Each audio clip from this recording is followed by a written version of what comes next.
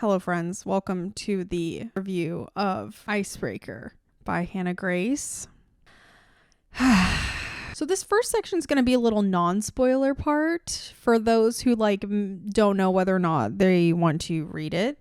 And then the second part is going to be just like spoilers for anyone who has or doesn't care about reading it and just wants to get to the rough parts of this book.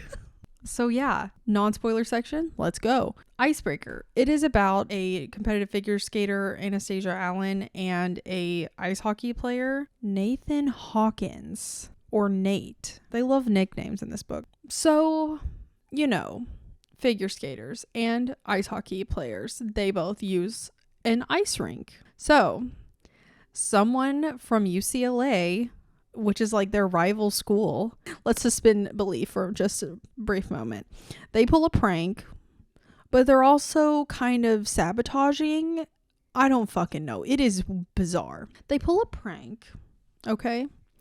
And it destroys the skating rink. As a prank does, I suppose.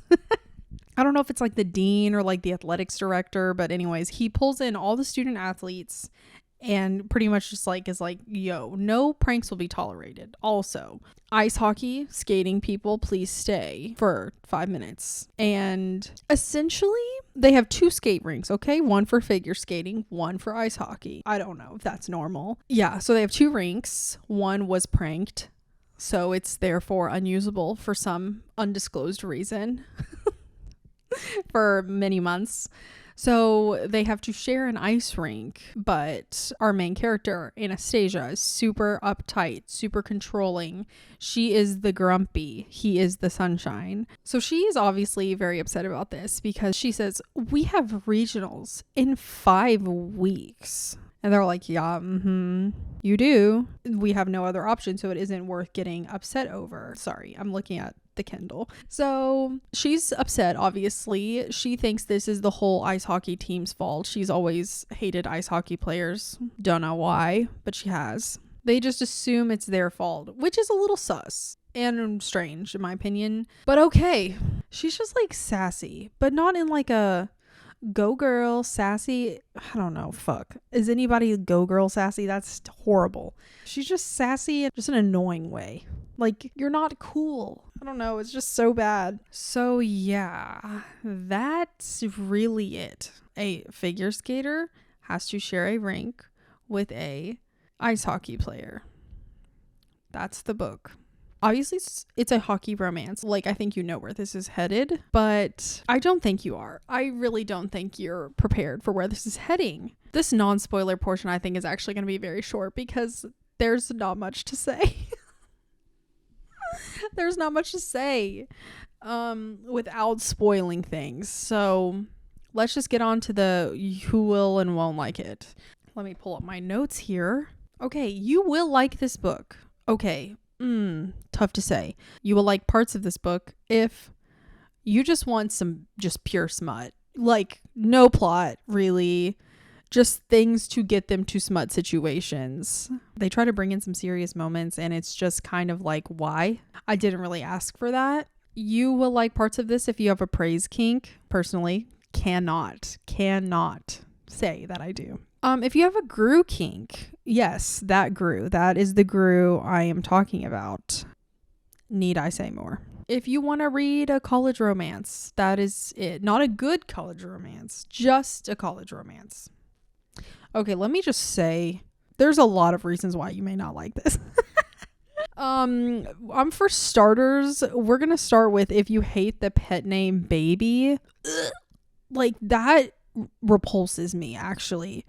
If you call me Baby, I'm gone. What are you? An old man? Like, I'm sorry. The baby thing does not do it for me. So, yeah, if you like being called Baby, maybe give this book a try. But if you don't read this. Probably. It will take you out of every moment there ever was. Oh my God. Realistic dialogue is important to you, or oh my God, hold on. We got to go back in time. An important part of this book I think you need to know is that it is a split POV. One chapter is her POV, one chapter is his, and it goes back and forth throughout the whole novel. Very important, because if you need some well-written male brain, you're not going to find it here. Now back to it. This is the worst dialogue I've ever read. I don't know who would ever talk like this. If they did talk like this, it would be a little concerning. This male POV is so bad. It is female. It is a female POV written as if a man is saying it. If you don't like insta love, you won't like this. I always thought that I did like insta love. Not like liked it. Okay, hold on. Not like liked it, but like in my personal life, I know whether or not I'm like attracted to you like instantly. But now I guess I'm understanding what insta love really means, where it's like the characters don't have that already, and then all of a sudden it happens. This book has that. It's like, wait, what? Did we even establish that you two are attracted to each other? And y'all are like finger banging? Like, no, not even finger banging. Finger banging would make more sense. Now you're eating her out? Like, when? That is like too much. That's too much. Like, not even like a little make out. No. Straight to the cunnilingus. Oh, fuck. I'm gonna die. You're also probably not gonna like this if you don't like simp behavior from men. This is like the ultimate simp. Like, he is an SIMP. Squirrels in my pants. Simp. He's gone. He's in simp territory. Simps generally just like cringe me out. Hate them. Not for me. Okay. I think that's where we're gonna wrap it up with the non-spoiler section. It's really tough to say whether or not you're gonna like this. I think if you're not very critical and like you just like to read for funsies and you just like a cute happy, well, I don't know, there's some parts of this that are kind of sad. Maybe give it a shot. Might I just say that this book took me a good couple of weeks to finish. I considered DNFing it many times, but you know, I was like, I've gotten this far, so might as well finish. Oh god, I did it though. I don't feel satisfied though by it, so do with that what you will. All right, now we're gonna move on to the spoilers section. So I'll give you time to scoot away, but honestly, I'm really not gonna give you that much time, because if you hear something, what's the worst that's gonna happen? Okay, I feel like I have to say something. I like cringy romance books. I do, truly. I like them because I think they're hilarious. I like laughing when I read. It makes me happy and it makes it enjoyable for the most part. This is cringy in a not funny way. Allie Hazelwood is like cringe in like a really fun, enjoyable, silly way. This book is cringe in like a, you are literally going to make me vomit or want to die. And it's also really boring. I thought that cringe was like kind of like a personality trait of a book, and like when it had it, it wasn't going to be boring because it was cringe. Wrong. This book is just like so boring. It's just so boring. I think it's probably because the characters are so bland, which is, I'm not a writer. I just got a lot of opinions, and I'm not sure what makes a good character. I know when I see it, but I don't know how to craft one. I feel like Hannah Grace, the author, was sitting and was like, okay, if I add some facts about each character, like, oh, they like Duncan, or I can't even think of one because they're all so unimportant. But she's like, if I throw in some random things that they like, that will inherently give them a personality and will make them have depth. Or like, I'm going to add some trauma. I'm going to add some sprinkle here just to like give it something, some zhuzh. Like, just telling me facts about somebody is not gonna do it. Another thing about this book I found really irritating was there were points when I didn't know who was saying what. There's so many characters in this book and they all kind of hang out together. So you definitely need some sort of like, this person said this, or hey, this person, blah, blah, blah. I try and I just couldn't figure it out. Okay, we're gonna go through my quotes I saved first, which I have quite a few on here. Okay. I found it. Please be mindful that this is a man saying this, a hockey player man. For the first time, I get a real look at what she's wearing. I can't even do it. Tight leather pants that look like they were freaking painted on, and a black lace corset showing her body in a way I'm not even sure I know how to describe. What I'm saying but not saying is she's hot, and maybe getting to know her a little better won't be a bad thing. There's just so many parts of this book that are just like, please no, stop. I can't take it anymore. Oh shit. I hate myself for being a woman swayed by a man in gray sweatpants. It's arguable that these people are like men and women because it feels like children. It does not feel like man, woman. It feels like teenager. Maybe that would make the male dialogue like slightly better if he was like 16, 14. But then that would be wrong. I'm going to cut that out. No, it wouldn't be better if he was fucking 14 or 16. That would be terrible. That is not what I meant. Let me just go through the plot. We're going to do that. After she finds out that they have to share a rink, Nathan invites her to this party. He's like, hey, I know you're upset, but like, if you want to party with us, you're free to. And she's like, okay. And so I don't think she like really wants to go, but then her friend Lola, who she rooms with and is like her BFF, convinces her to go. Nate like is really competitive, right? So anytime a girl doesn't like him, he like makes it his mission to get them to like him. Because every girl likes him. So when Anastasia is like not impressed by him, he's like trying really hard to impress her at this party. So she like goes to pee or something. He's like, oh, you can like pee in my bathroom.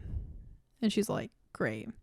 And she's like, did your team have anything to do with the prank that caused the rink to shut down? And he's like, no. But then she finds out that maybe his team did have something to do with the prank at the rink. Her stupid skating partner tells her, oh my God, Stassi, it's their player that actually caused this whole prank thing to happen. And she's like, you lied to me. I hate you. Story continues. And then they just like kind of see each other like at the rink because obviously they have to share. So like times like line up. And now her best friend and Robbie, the guy on his team, I think he's like a coach or something, like an assistant coach or something.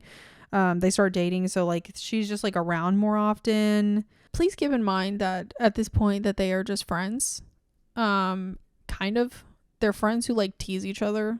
They're never enemies. This is not enemies to lovers. This is not frenemies to lovers like it says it is. And then one night at a party, she needs to pee and he's like, just use my room. No problem. And she, I don't really fucking know how this happens. She's like, the only time I like a guy on his knees is when he's between my legs. Oh, I hate it. And so he's like, well, like, want me to eat you out? Essentially. That's not what he says, but like, he might as fucking well have. Oh, shit. So he does. He gives this girl the best orgasm of her fucking life. And she runs away. He says she runs away like the Roadrunner. If that doesn't take a sexual moment from like 100 to 0, I don't know what does. He says he is still on his knees by the time she's gone. So after that, she obviously can't stop thinking about him, but she avoids him. And this is where we get one of our quotes, which is from Nathan. She's obviously not good at facing men whose faces she's come on. Like, I don't think y'all understand how hard it is for me to read these quotes. Fuck. Oh God, I literally hate it. So she's trying to avoid him. Then they talk. They don't really say anything. But then they're at like this club in LA. Things are getting like hot and heavy. They're like dancing on the dance floor. And then they're like, oh, we gotta go. And they're like, all right. And then they hop in this Uber. Okay. This is one of our first what the fuck scenes. This is one of the first what the fuck scenes. They are literally in this Uber. And let me just set the scene for you. She says, Taylor Swift's Cruel Summer starts playing. One of the ice hockey players, okay, a male, turns it up in the Uber to full volume. Number one, I don't know anybody who's ever touched a Uber radio and turned it up. That's pretty bold. Number two, no straight white man. I don't know if he's straight. Assumingly straight white man turns up Cruel Summer to full blast. What? That would never happen. And so Cruel Summer is playing loud volume. Let it sink in. Let that image burst in your brain really quick. They're all in the Uber, okay? Stassi and Nate are in the back seat, okay? But she's sitting on his lap, okay? This man's is really tall. He's really big. And she's like really small, obviously. And so apparently she is sitting on his lap, and there's a point in this scene where he nuzzles his neck, like from underneath. So I assume her head is like here on him. I don't care how tall you are, but he's not that big, okay? Unless she's got like the shortest torso known to man and he has got the longest torso known to man. That physically just doesn't make sense. Okay, so let that sink in. Supposedly she's like 5'4" and he is like 6'4". Apparently that height difference is solely in the torso region. The extra foot is pure torso. Oh, here's the sentence. "What are you doing?" she asks, head tilting upward until her nose is brushing the underside of my jaw. Okay, so she's like, her nose here. Either she's like reclined, like I'm seriously trying to figure out the anatomy of this car ride because it is not making sense. Anyway, so they finger bang in the Uber with all their friends inside. That's vile. That is just vile. And, you know, obviously they're not saying anything. So everybody's like a little sus. They're like a little sus about what's going on. Taylor Swift's Cruel Summer can only play so loudly. God, it's just so bad. I hate it. So he gives her an orgasm in the Uber. There was no dick and vagina sex in the Uber. So that's good at least. Because I was like, truly, when I heard that they had sex in the Uber, I was like, how the fuck could they get away with that with no one knowing? That was the only spoiler I knew coming into this book, was that they had sex in the Uber with their friends inside. And I was like, what? I gotta see what's going on here. Okay. Her friend gets out and she's like, did you have sex in the Uber? The only way this scene would have been okay is if nobody knew. Like somehow, by the grace of God, okay, maybe not God, but by the grace of something, luck, none of their friends knew or heard and they like got away with it. That would be how this works. No. They know that they fucked in the Uber. They finger banged in the Uber.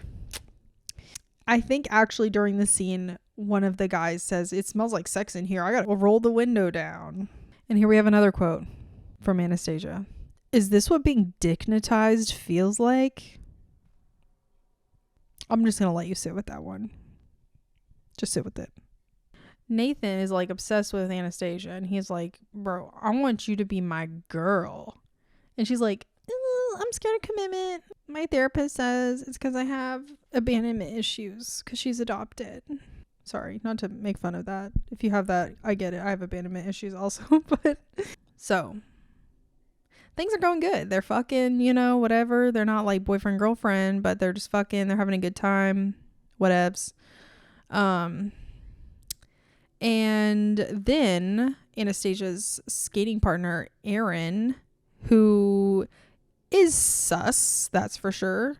He gets injured and Stassi's like, what happened? And he's like, ask your boyfriend. And then she's like, what the fuck? Aaron is like, yeah, the guys pulled a prank on me. What's up with these pranks? Seriously. Aaron is like, they pulled a prank and spilled some liquid outside my door. And I slipped on it and I fell and hurt my arm. And then Stassi flips her shit because they have a competition in like 2 weeks. And she's like, I can't talk to either of you because I don't know who to believe. First of all, what? Let's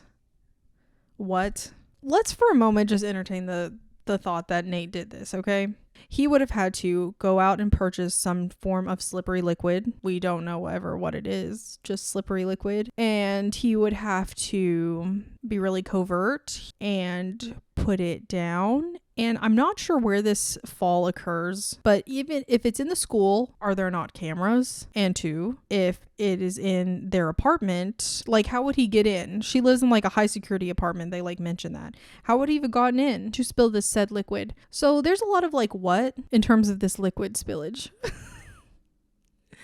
and how Nate would have done it. That's weird. Apparently, also, since Nate is the captain, that means that all pranks have to be verified and vetted and approved by Nate. So if anything happens to the team, it automatically falls on Nate because obviously... Oh, Jesus Christ. So she does not talk to Nate for 2 weeks. Okay, whoa. Hold on. Aaron, okay, also, everybody in this fucking book is rich as hell. Aaron's family is super wealthy. His mommy is very rich. And she calls up the director, the dean of the students. And she's like, my son got injured and I want to put blame on somebody. And because I am so wealthy, I'm going to pull my donations for the new buildings. And she said, my son said it was these ice hockey players, so get them. So the dean calls the athletic director or the coach of the ice hockey team, whatever, and he's like, find somebody and blame it on them. So the coach hosts a emergency meeting and calls everybody in, and he says, you all are benched until one of you confesses to what's happened. Nate, he knows nobody did that shit because, number one, that's fucking weird and whack. He doesn't say that, but if he did, the author would have gotten a couple brownie points from me. That's a really weird excuse. If you were going to make up something, at least make it believable. I slipped on liquid. What the fuck is all these cartoon references? We got Roadrunner. We got this cartoon ass prank fall of him slipping on liquid and then just like falling on his arm and now his arm's fucked up. I don't get it. So Nate, being the selfless king he is, takes the blame because he wants the other players to continue the season. And so Anastasia was like, but you confessed. So that surely means that something. Anyways, whatever. She doesn't talk to them for 2 weeks. So fucking annoying. So they made up this agreement that as long as Aaron is out, Nate is out. So as long as Aaron's arm is fucked, Nate can't play hockey. So yeah, whatever. His arm heals miraculously the day before their competition. So she's like, great. They do a lift in this routine. And during this lift, because his wrist is like a little fucky, he drops her. And he's going to drop her on her head. That is what she says. But he uses his last remaining like strength or whatever to like catch her. So it further injures his arm whenever he catches her to prevent her head from cracking on the ice. Thanks, Aaron, I guess. So yeah, now Aaron's out again. By the grace of God, they qualify from that competition. Aaron is recovering. He's all pissy. Anyways, let's just talk about Aaron for a little second. Aaron is essentially like super manipulative. He comes from a abusive, manipulative background. So that's how they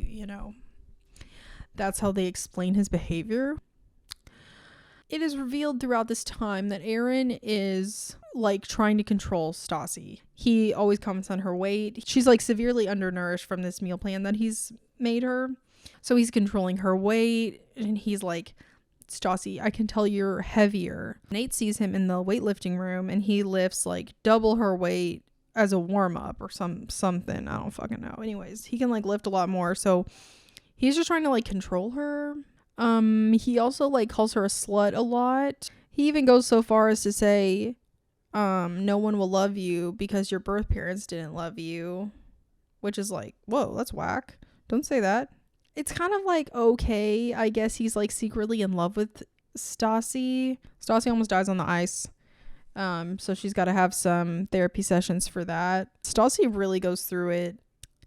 She needs some severe therapy. Wait, before Aaron comes with his arm thing, they go back to the club again post Uber. And it's Halloween. Nate dresses up like Gru for Halloween, and his teammates dress up as minions. Let's just discuss this for a little bit, okay? I imagine the author sitting there like, okay, what is a good team costume? All right. All these guys are teammates. This is their captain.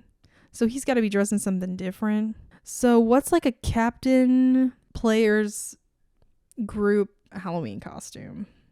You know what girls find sexy? Minions and Gru. Like, I just simply don't understand. Like, is that a meme? Like, did she do it for the meme? I don't think she did.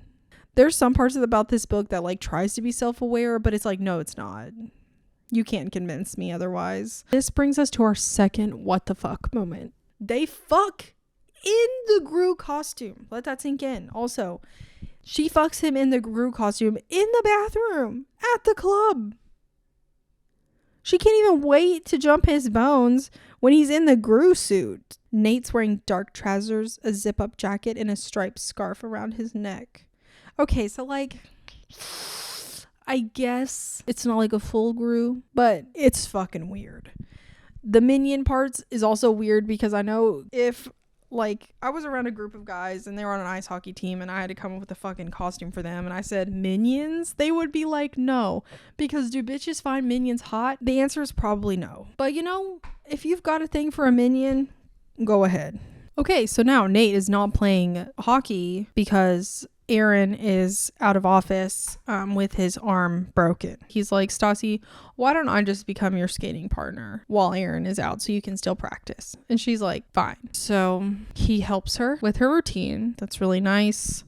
And Stassi finally understands what it's like to have like a good skating partner that is not making you irritated. And so she's like, there are other feelings you can have when skating with somebody. Whenever he decides to help her with her routine, she tells him that they cannot be fucking during this time. And he's like, okay, deal. So they don't fuck for like a couple days, but then they do eventually because I don't know, they just do it. They're drunk. They're drunk a lot. There's a lot of drinking in this book.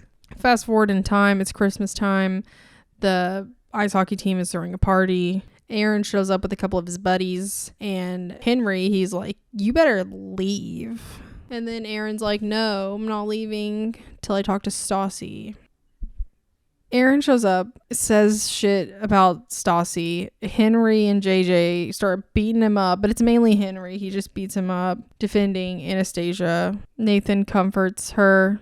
So after Henry beats up Aaron, I think that's when Nathan and Stassi decide to become boyfriend-girlfriend. Anastasia takes Nathan to Seattle to meet her parents, and they stay like there a couple days, and then they go to his house in Colorado for a week, I think. While they're in Seattle, they have a good time. He meets her parents. They're like super nice, whatevs. Then they go to his house, and he has like a lake in his backyard, and it's frozen. Duh. One morning, Stassi wakes up, and Nathan is gone out to run some errands. And she's like, great. You know what I want to do right now alone? Skate on this lake. She starts skating on this lake, and her and he's like, yo, what the fuck, where are you? I am home, can't find you. She's like, I'm on the lake, I'm in this area. And he's like, get out of that area. And of course, just as he says that, she falls into the ice lake, and so she drowns. She fully drowns, which is kind of weird. There's swimming that occurs early in the book, so I don't know why she can't swim anymore. And this whole scene is really confusing because he has this life raft, but it is unclear how he fishes her out of the water. He does, and she's like not breathing, so he gives her CPR.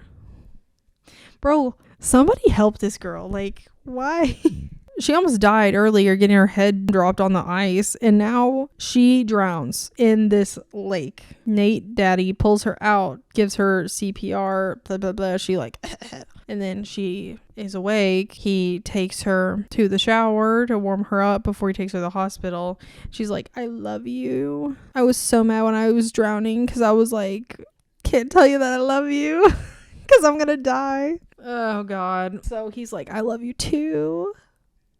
So they're doing some funky stuff in the kitchen, and his daddy and his sissy come home early from their vacation, and his sissy walks in on them. Ugh. So she meets him, and she's like really nervy because his dad is like cutthroat because he's rich and aloof. But she like talks back to him at dinner, which is like kind of rude. But his dad's like, I kind of like her. She reminds me of your mom. She was bold and sassy and whatever. And I'm like, the first time you meet her? Like, maybe on like the 10th she can be sassy, but like, damn, the first? I'd be like, can you get a grip on yourself? That's my dad, and you just met him and you're already sassing him? Like, that's pretty crazy. Anyways, so whatever.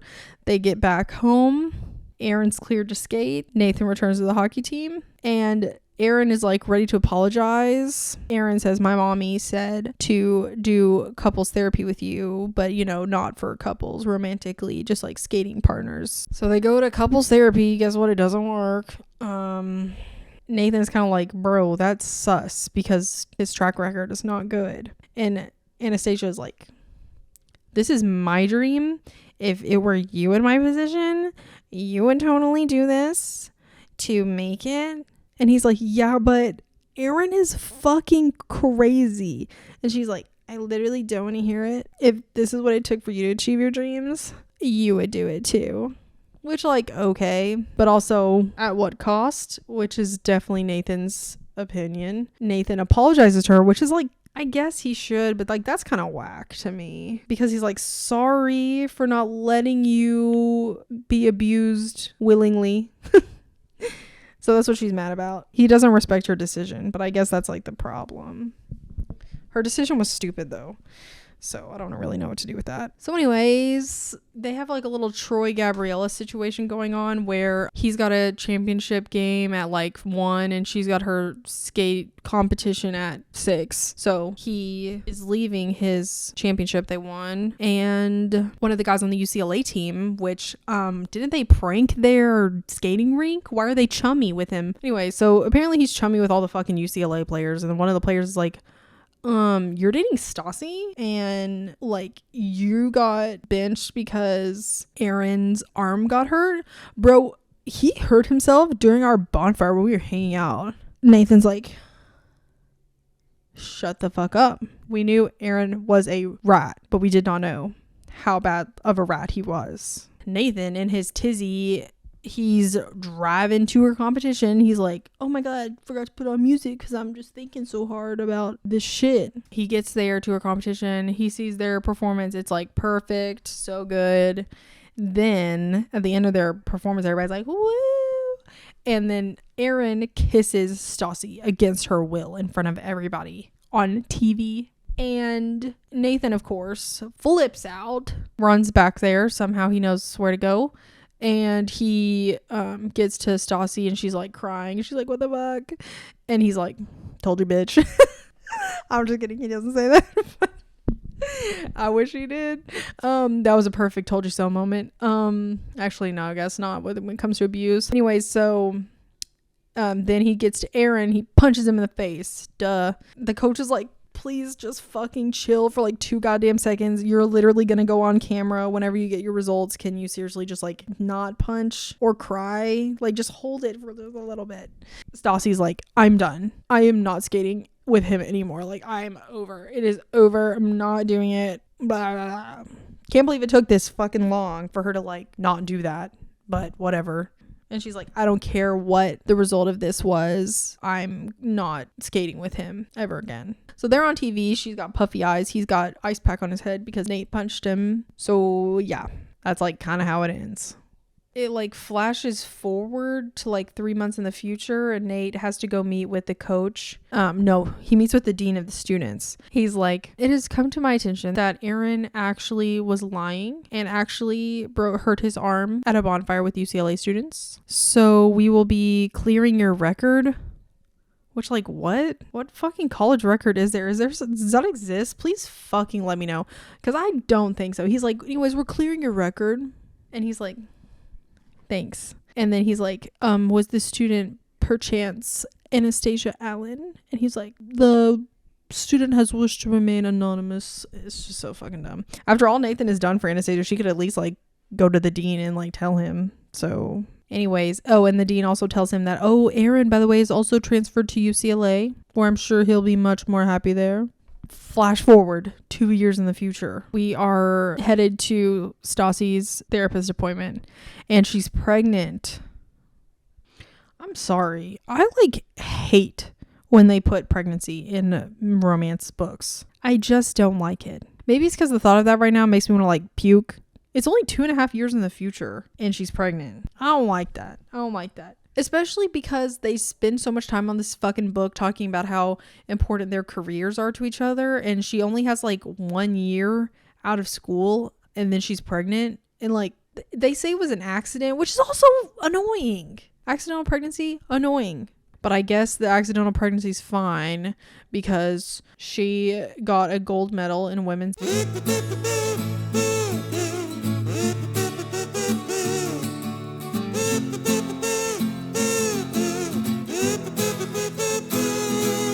Aussie, after she was like, I don't want to fucking skate with Aaron anymore. I would like not to be abused. She's like, I'm going to skate singles. And then you're just like, why the fuck didn't you do that in the first place? Why was she so hell-bent on pairs? Does it ever explain that? I just don't know. And if it was, I'm sorry. But I just never saw it. Never remembered it, at least. But I was just like, why doesn't she just skate by her damn self? If this partnership is too much for her. Anyway, so yeah, she wins a gold in women's singles because she's still good. Why were you shitting on Nathan whenever you're like, this is my only way to make it big is with Aaron? No. And also, Nathan's team that he goes to in the NHL wins the Stanley Cup. So they both achieved their dreams. So now they're immediately having a child. They achieved their lifelong dreams in 2.5 years and are now having a baby. Maybe nothing about this book irritates me more than the ending. The very ending. When he proposes to her in a fucking restaurant. You literally have so many ice themed ways you could propose and you're choosing a restaurant. That is just bad. Not on an ice skating rink. Something skate related. Something ice related. Perhaps. But no, a fucking restaurant proposal. Are you kidding me? Are you kidding me? Give us something better than that. A restaurant? And obviously she says yes. So then they just live happily ever after. Oh my God. I am now going to put the quotes from this book that I cannot say out loud. So you can see the torture that occurs while reading this novel.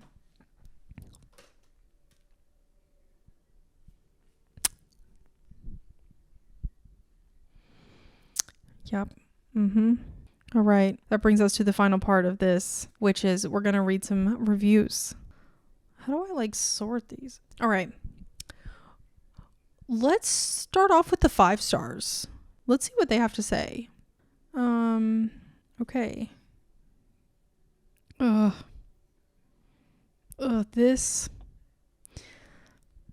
This actually made me want to die.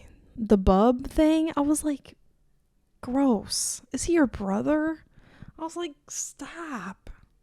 The Puck Bunnies group text, I'm sorry.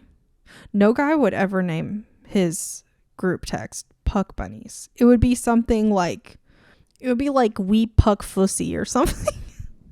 It would be like close, but like Puck Bunnies? No. Wait, what? Ew. Also, disgusting. I do like that there's not a lot of miscommunication in this book. I like that. I would not recommend this to a young reader for a lot of reasons. Let's go to the 2 stars. The cute cover, not cute. They're cartoons. That was another thing that was getting me out of this. I was like, bro, every time they fuck, I be picturing this shit. We cannot be having that. This was a Wattpad story. That makes some sense. Because it seems like as chapters were released, more like it needed to keep it up. Like it reads kind of like a TV show like that because there's so many ups and downs. So true. So true. Okay, we're going to go to the 1 stars. There's a lot of info dumping.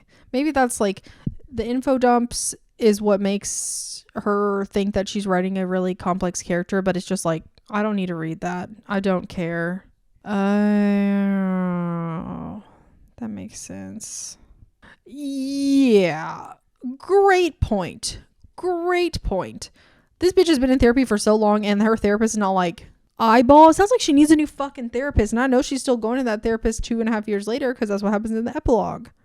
Mm-hmm. So true. This review's it, actually.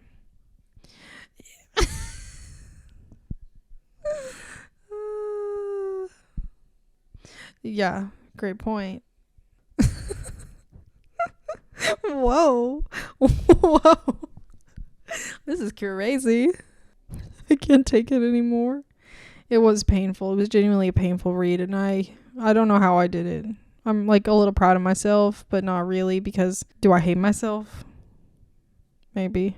All right. Well, that's Icebreaker. I don't really have anything else to say.